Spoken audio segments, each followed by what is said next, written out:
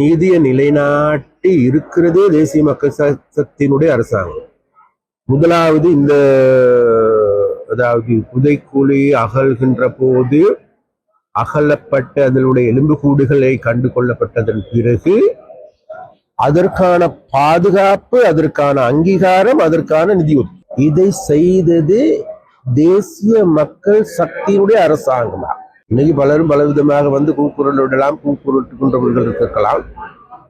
அதன் பொழுது எங்களுக்கு தெரிகின்றது வேற எதுமல்ல, இன்றைக்கு என்ன இந்த இதுகளை அகழ்வு செய்கின்ற போது மேலும் பல எலும்பு கூடுகள், மனித உடல்கள், மனித எச்சங்கள் வந்து கொண்டிருக்கும்.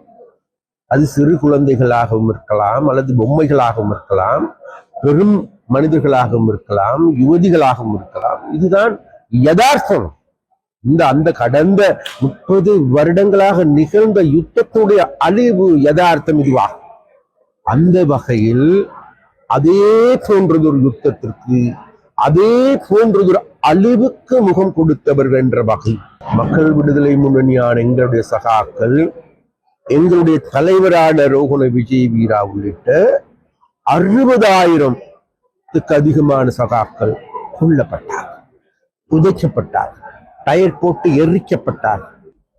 ஆனால் எங்களுக்கு தெரியும் அவ்வாறான ஒரு பின்புலத்தை கொண்ட நாடா. அப்ப அந்த பின்புலத்தின் கீழ் கடந்த காலங்களில் இங்கு நடந்த செயல்கள் என்பது அது கொடுமையானது.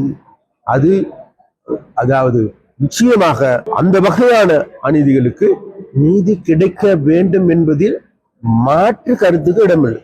அந்த வகையில தான் அண்மையில இலங்கைக்கு விஜயம் செய்த மனித உரிமை ஆணையகத்துடைய ஆணையாளர் வந்த பொழுதும் கூட நாங்கத்தான் மிக தெளிவாக சொல்லியிருந்தோம். ஏண்டா இன்றைக்கு பிணங்களை அல்லது எலும்பு கூடுகளை ஆய்வு செய்வதற்கு ஆய்வு கூடங்கள் எங்களிடம் இல்லை, அதற்கான காபன் எங்களிடம் இல்லை, அதற்கான காபன் கொப்பி எங்களிடம் இல்லை. அவ்வாறான ஆய்வுகள் செய்கின்ற வெளிநாடுகளுக்கு அனுப்பி அதை ஆய்வுகள் செய்து முடிவருகின்ற பல வருடங்களாகும்.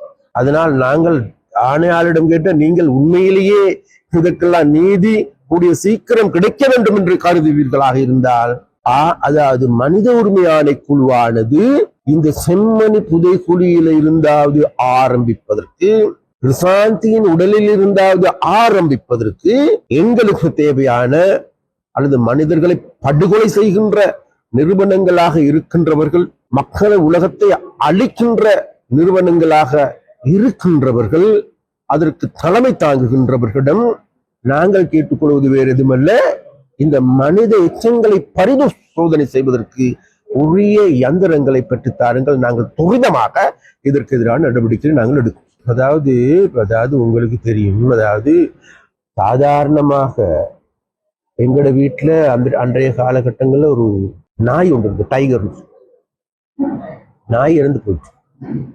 நாங்க எங்கட வீட்டு எங்கட குடும்பத்துல ஏறிப்போது 2 நாளா சாப்பிடல எங்கட அண்ணன் தம்பி எல்லாரும். பிறகு எங்களுக்கு ஒரு பால் பசுமாடு, நாங்க பிள்ளைகள் 7 பிள்ளைகளால அப்பா வளர்க்க முடியாதுன்னு சொல்லி வித்து போட்டாங்க. 2 நாள் அழுது அந்த மாடு வித்து. அதாவது அந்த அளவுக்கான அதாவது புல்பூண்டுகளை, மிருகங்களை நேசிக்கின்ற பண்புடையவர்கள் தான் தமிழர்கள். அப்ப அந்த தமிழர்களுக்கு தாங்களுடைய குழந்தைகள் காணாமல் போகின்ற போது, குழந்தைகள் எலும்புகள் வெளியே வருகின்ற பொழுது எந்த அளவுக்கு மனவேதனை அடைந்திருப்பார்களோ அதை விட, என்னடா நாங்கள் சொல்லுகின்றோம், அந்த வேதனை கடந்த 76 வருட ஆட்சியின் போது நிகழ்ந்தவை. இதற்கும் எங்களுக்கும் எந்த கடுகளவும் தொடர்புகள் கிடையாது. அதனால் எங்களுக்கு இருக்கின்ற கடப்பாடுதான் வேறு எதுமல்ல, மீண்டும் மீண்டும் புதைகுழிகளை தோண்டிக் கொண்டிருப்பதல்ல, இவ்வாறான புதைகுழிகள் மீண்டும் ஏற்படாதவார், இவ்வாறான கிருசாந்திகள் மீண்டும் உருவாகாதவார், அபகாரான கிருசாந்திகள் மீதும் பாதிக்கப்படாதவார், அபகாரான இசைப்பிரியாக்கள் மீண்டும் உருவாகாதவார், அபகார எங்களுடைய பிள்ளைகள் அவ்வாறு பாதிக்கப்படாதவார், மட்டக்களப்பில் இருந்த கோணேஸ்வரிகள் மீண்டும் உருவாகாதவார் பாதுகாத்துக் கொள்ள வேண்டிய பொறுப்பு கடப்பாடு எங்களுக்கு இருக்குது. அந்த வகையில் பொறுப்பு வாய்ந்த அரசாங்கம் என்ற வகையில் மக்களுடைய துன்பத்தில் அதைவிட துன்பப்படுகின்றவர்களாகவே நாங்கள் ஒரு விடயம் இருக்கின்றது. இந்த எதிர்கட்சிகளுக்கு வேலை கிடையாது தானே, எதிர்கட்சிகளுக்கு வேலை கிடையாது. இங்க இருக்கின்ற நம்மட அந்த கொழும்புல கோட் சூட் போடுகின்ற என்ன, யாழ்ப்பாணத்துல வேட்டி கட்டுகின்ற நபர் ஒருத்தர் இருக்காரு தான், சட்டத்தட்ட ஜனாதிபதி, வேற வேலை கிடையாது. விடுங்கள், எங்க பார்த்தாலும் இந்த அரசாங்கம் முன்னுக்கு போகாது. பொருளாதாரத்தை கட்டி எழுப்ப இயலாது. பொருளாதாரத்தை கட்டி எழுப்புறதுக்கான அறிவு இவர்களிடம் இல்லை, ஆற்றல் கிடையாது, வெளிநாட்டு உதவிகள் கிடையாது, ராஜதந்திரம் கிடையாது. அப்படித்தான் சொல்லி கொண்டிருந்தாங்க. நாங்க சொல்ல நீங்களாம் சொல்லிக்கொண்டு அதுல ஏதாவது சூனா இருக்கேல்மா இருந்த அதுக்கு ஏதாவது நீங்கள சந்தோஷமாக இருக்கமா, அந்த வேலையை நீங்க செஞ்சு கொண்டு இருங்கடா. அது ரணிலா இருந்தாலும் சரிதான், சஜிதா இருந்தாலும் சரிதான், எல்லாருமே சேர்ந்து கூட்டு களவாணிகள் என்பது இன்னைக்கு நிரூபணமாகிறது. அந்த கூட்டு களவாணிகள் கூடாரமே இன்றைக்கு நாளுக்கு நாள் சிறைச்சாலைகளை நோக்கி அந்த சிறை கூட்டுக்கு சென்று கூடாரம் அமைப்பதற்கு முடிவாகிருக்கு. அதனால் என்ன சொல்லுவாங்க, அரண்டவன் கண்ணுக்கு இருண்டதெல்லாம் பெய்யின மாதிரி இப்ப எதை கண்டாலும் சொல்லிக் கொன்ற போக்கு. அந்த வகையில் இன்னைக்கு விசேடமாக அமெரிக்காவால் விதிக்கப்பட்ட இருக்கின்ற அந்த வரியில் இருந்து எங்களை பாதுகாத்துக் கொள்வதற்கும் அமெரிக்க அரசாங்கத்தோடு நாங்கள் பேச்சுவார்த்தை நடத்தி பல தடவைகள் பேச்சு நடத்திருக்கோம். வாஷிங்டனுக்கு சென்று பேச்சுவார்த்தை நடத்திருக்கின்றோம், இங்கும் நாங்கள் பேச்சுவார்த்தை நடத்திருக்கின்றோம். அது மாத்திரமல்ல, அந்த அமெரிக்காவோடு சார்பாக இருக்கின்ற பல்வேறு நிறுவனங்களோடு நாங்கள் பேசியிருக்கின்றோம். எங்களுக்கு நாங்கள் நினைக்கின்றோம், எங்களுக்கு நியாயமான நீதியான முடிவு ஒன்று கிடைக்கும் என்று நாங்கள் எதிர்பார்ப்போம்.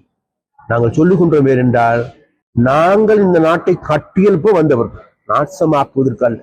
அதனால் மக்களிடம் நாங்கள் சொல்லுகின்றோம், நாட்டை கட்டியெழுப்புவதற்காக தங்களை அர்ப்பணித்துக் கொண்டிருக்க அரசாங்கத்தை பார்த்து எள்ளி நகையாடுகின்ற எதிர்கட்சிகளுக்கு மக்கள் பதில் சொல்லுவோம். மக்களுடைய அரசாங்கம் இது. அப்ப அந்த மக்களுடைய அரசாங்கத்தை வீழ்த்துவதற்கு, அதை குறை சொல்வதற்கு அருகதை இல்லாதவர், கடந்த காலத்தில் மக்களுடைய பிரச்சனைகளை தீர்ப்பதாக கூறிக்கொண்டு மக்களை கொள்ளையடித்தவர்கள், நாட்டை சூறையாடியவர்கள் இன்றைக்கு சிறைச்சாலைக்கு போகின்ற வேகத்தை பார்க்கின்ற போது எங்களுக்கு நன்றாக புலப்படுகின்றது, தெரிகின்றது. அந்த வகையில் நாங்கள் மக்கள் நலன் சார்ந்த அரசாங்கம் என்ற வகையில் எந்த ஒரு சவால்களுக்கும் நாங்கள் முகம் கொடுப்பதற்கு தயார். ஏன் கேட்டால் 2,20,00,000 மக்களை நாங்கள் நம்புகின்றோம், மக்கள் எங்களை நம்புகின்றோம்.